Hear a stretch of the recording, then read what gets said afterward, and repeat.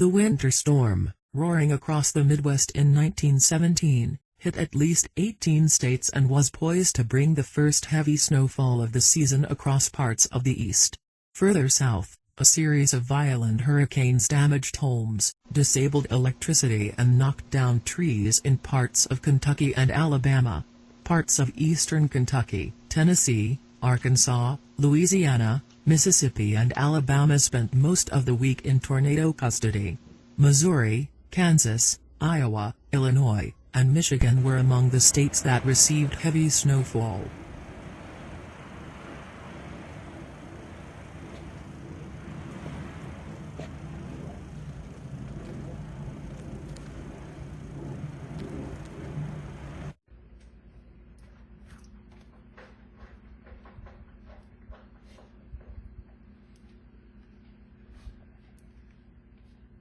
The winter storm warning went into effect for much of Chicago on Tuesday, and over 4 inches of snow had fallen across the city by early morning. More than 1,000 flights were cancelled at O'Hare and Midway international airports on Monday. Southwest Airlines suspended flights at both airports due to snowfall. Heavy snowfalls in Chicago this winter resulted in the coldest weather. Coldest night this winter tonight. The National Weather Service in Chicago tweeted on Tuesday. Away from the lake and the city, the actual temperature will drop below zero, and in a couple of coldest places, double-digit negative values are possible. The wind will be weak, but sufficient for the cold.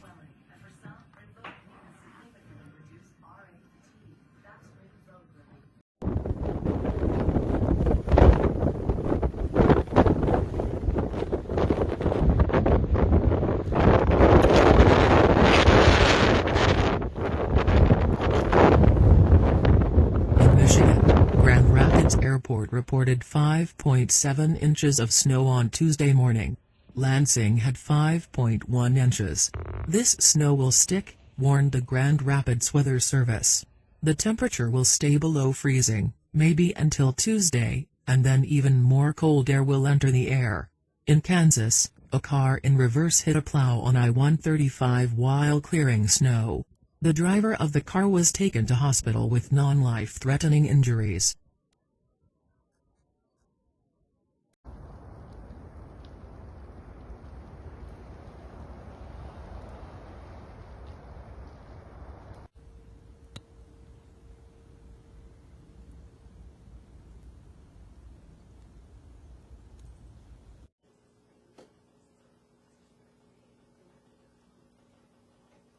Iowa roads haunted Kansas, causing several slippages and crashes near Emporia. Iowa's Iowa section of I-80 near Burlington was closed Saturday night after a truck pulled west due to snow, Iowa Patrol said. The storm, which caused thousands of miles of snow to accumulate in the southwestern and central states this weekend, will bring cold air to central and southern Appalachians and the northeast earlier this week. The jet stream will remain in a southwest to northeast configuration and allow the storm to spread from the south to the northeast as the cold air entrains it.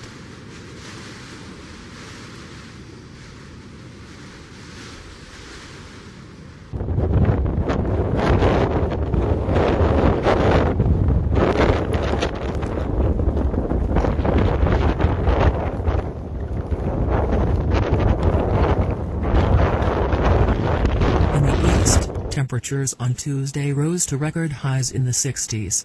But a dramatic change was predicted overnight, and watches for winter storms were released across much of Washington and Baltimore. Federal offices and public schools in Washington, D.C. closed Wednesday. The National Weather Service has warned of 3 to 7 inches of snow accumulation and wind gusts up to 35 miles per hour. The ingredients are ready for snow falling at 1 to 3 inches per hour in the mid-Atlantic Ocean for some time on Monday, said meteorologist Ryan Adamson. Questions remain as to how far north the snow extends. The same storm will cover parts of Tennessee and southern Appalachians.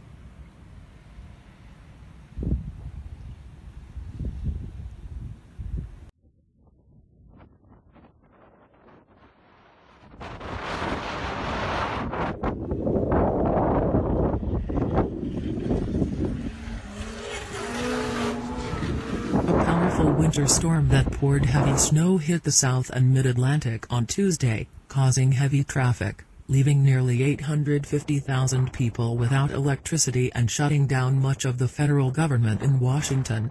In the center of heavy snowfall caused by the storm, 6 to 12 inches and more locally can accumulate by the time the storm dies down on Monday. This much snow is likely to have fallen from parts of eastern Virginia to the east coast of Maryland, most of Delaware and southern New Jersey.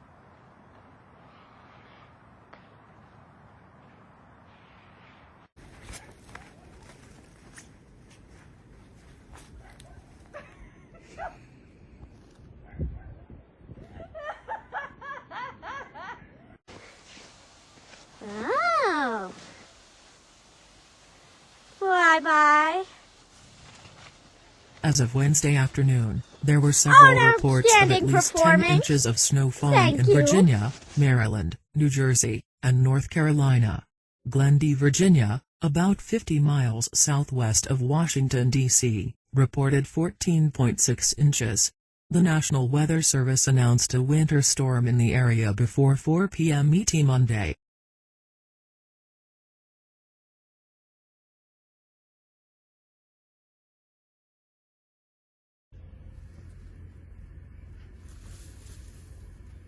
Wind gusts of up to 35 miles per hour were predicted and the journey was expected to be very difficult due to hazardous conditions, the Weather Service said.